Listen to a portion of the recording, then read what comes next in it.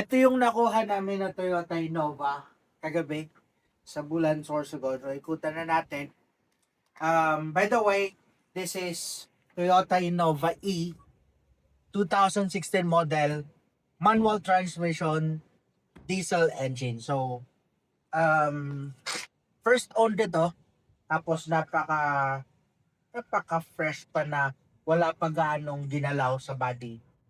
And original paint pa ito paikot. Although kaya titingnan natin yung mga scratches na kailangan natin treat. Like halimbawa, so dito may nakita na ako.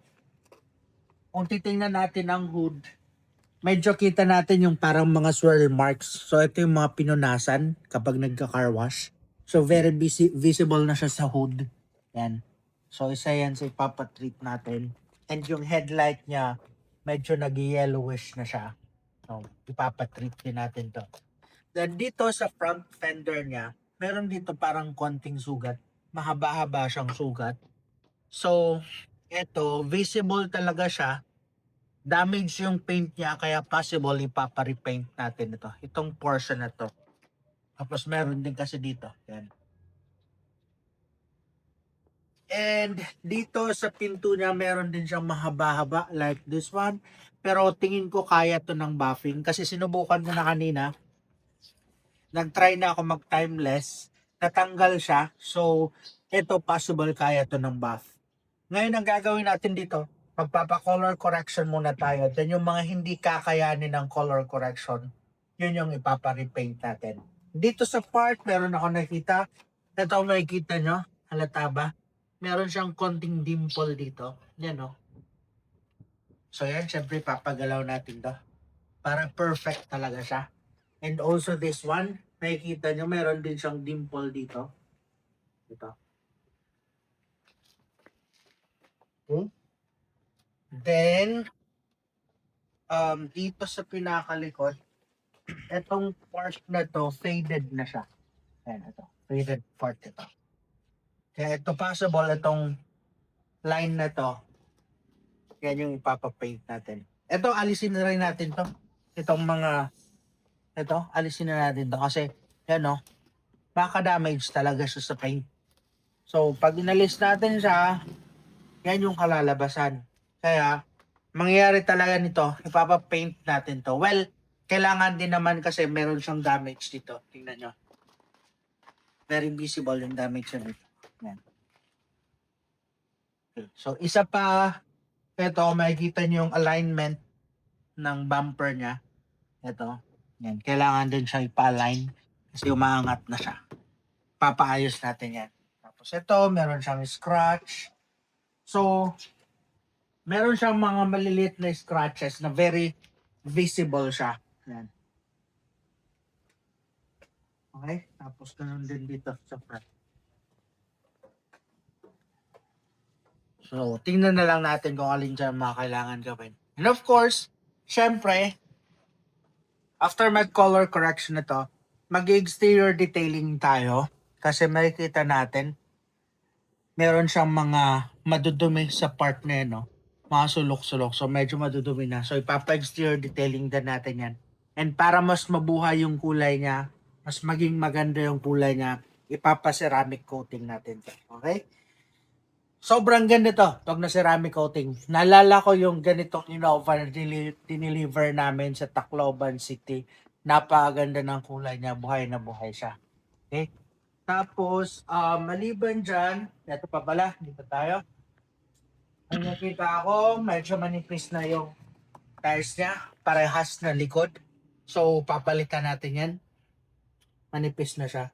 Kapag napalitan yan, mas okay. Tapos, ito pa. Meron ako napansin. Actually, kagabi pa lang yung dinadrive ko na siya. Na-drive ko siya kaunti lang, madali lang siguro 10 to 15 minutes lang. Pero ito na may napansin na ako. Tapos pagdating kagabi,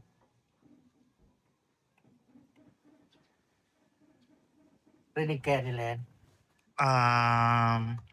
Mic sir, baba mo yung mic. Try natin, baka marinig nila. Yan.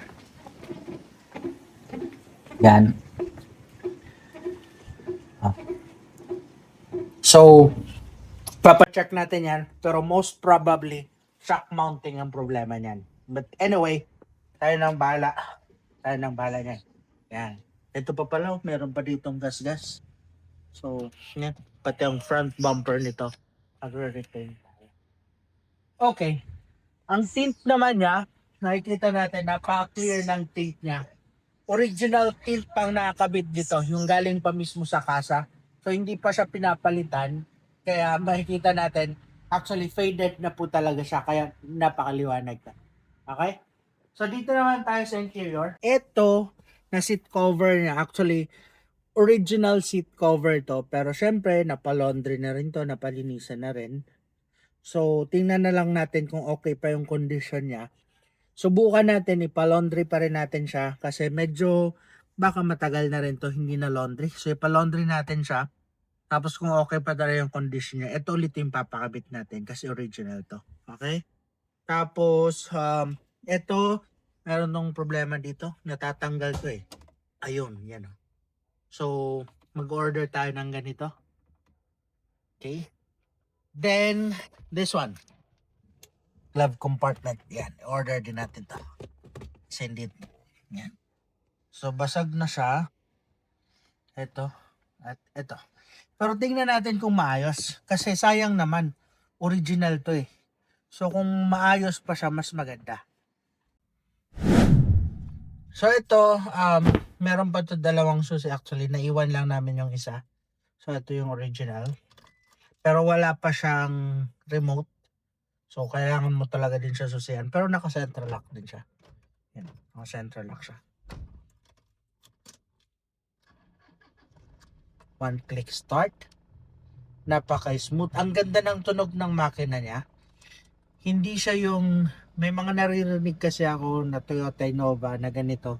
Na kapag in-start mo siya, medyo yung tunog niya parang maingay na diesel. Matagiktik. Yun yung term. Pero to napaka-smooth ng tunog niya. Napakaganda ng tunog niya. Pinong-pino. Ayan o. Maririnig mo pinong-pino yung tunog na. Ang ganda. So all windows naman ito working properly. Ganun din sa likod working properly yung windows. Itong camera, hindi ko alam kung gumagana to. Ayun, gumagana din naman. Ang aircon niya, super lamig. Meron pa ako dito nakita ito. O yan, lumulubog ito. Ito. So, papacheck natin to. Papatanggal natin to. Tapos, itingnan din natin kung although okay naman yung infotainment niya, pero tingnan natin kung kaya natin mapalitan ng Android monitor. Pero hindi ko lang yan sure. Kasi medyo expensive na yun. Nasa 8,000 plus yun kung papalitan natin with reverse camera. So magdadagdag siya sa costing. So hindi ko alam kung kakayanin. Pero eto, tingnan mo, yung steering wheel niya sobrang ganda pa. Napaka-detailed pa ng steering wheel niya. Yan o. Hindi siya yung kupas na kupas, kaya alam mong nasa maayos pa. By the way, currently ang odometer nito is only 121,000. That is original mileage. Hindi yan pinapitik or hindi yan pinagalaw. Pwede po ninyo ito ipa-scan if ever. Okay? So tara, drive muna tayo. So, yung kanina na inalog ko, yung naririnig ko na sabi ko na sa shock mounting, rinig mo siya kapag mabagal yung takbo mo. Tapos dadaan ka sa medyo hindi maayos na kalsada. Maririnig mo talaga siya. Pero kapag nakabelo ka na ng takbo, hindi mo na rin siya maririnig. Pero still, ganun pa man, i-address pa rin natin yun.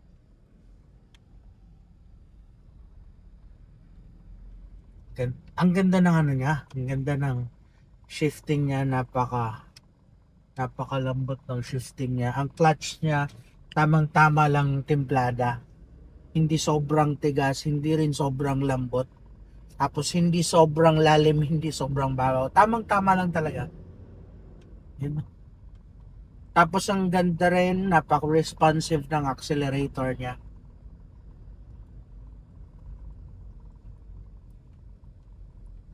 Isa pa, ito pa, aircon.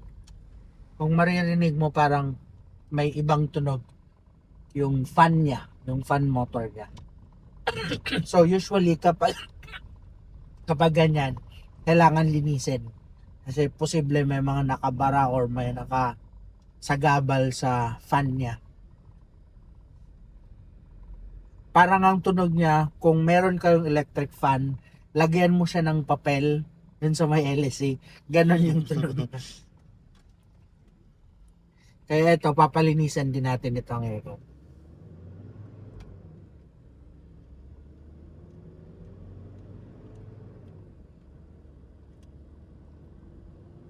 No.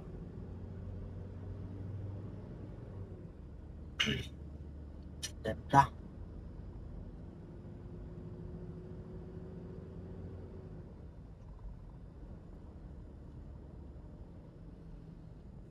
Tapos ito medyo tabingi yung ano niya, yung manibela niya. Yan siya. Ito yung straight niya. So nakapaganyan siya. So kailangan natin ipaayos yung manibela nito. Pero wala naman siyang kabig. Wala naman siyang, hindi siya kumakanan or kumakaliwa. Kaya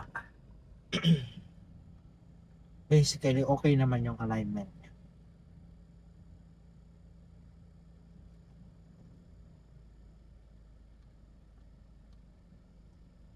Lamig ng aircon.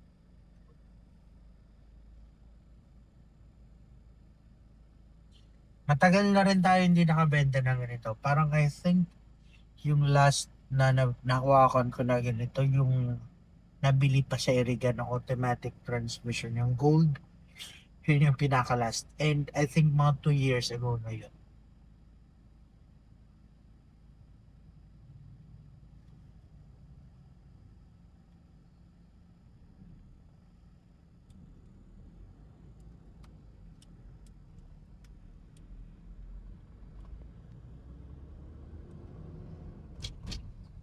Try pa rin natin mag off-road.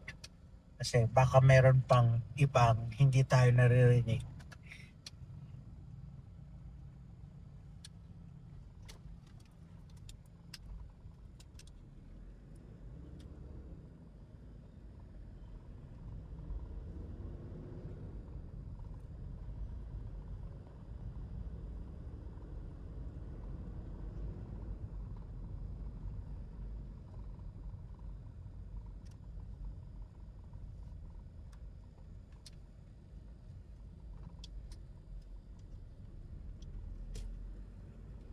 At yung handling niya napaganda, ang gaan lang. So kaya kapag drive mo to at mag long distance ka, masasabi kong very comfortable din siya. Kahit medyo 2016 model na siya. Comfortable siya kasi ang gaan niya drive, ang handling niya, ang clutch niya, napakagaan. Ito by the way, early 2016 na to lumabas. Kasi mga late or last quarter ng 2016 kasi lumabas na yung new look na Toyota Innova. So ito mga early 2016 na to. Kahit sa documents niya, sa papel niya, this is 2016 model.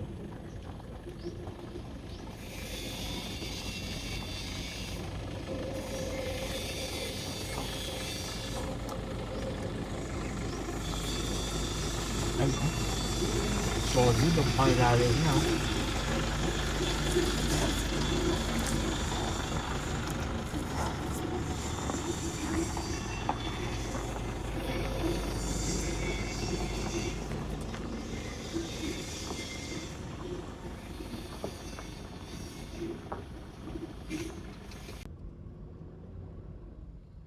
Test. Brake test.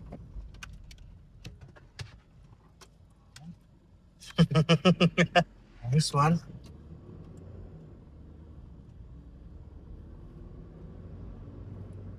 Ang ganda pa ng ano niya. Sa highway, ang ganda niya itakbo. Kahit sa mga off-road, ang ganda rin niya itakbo.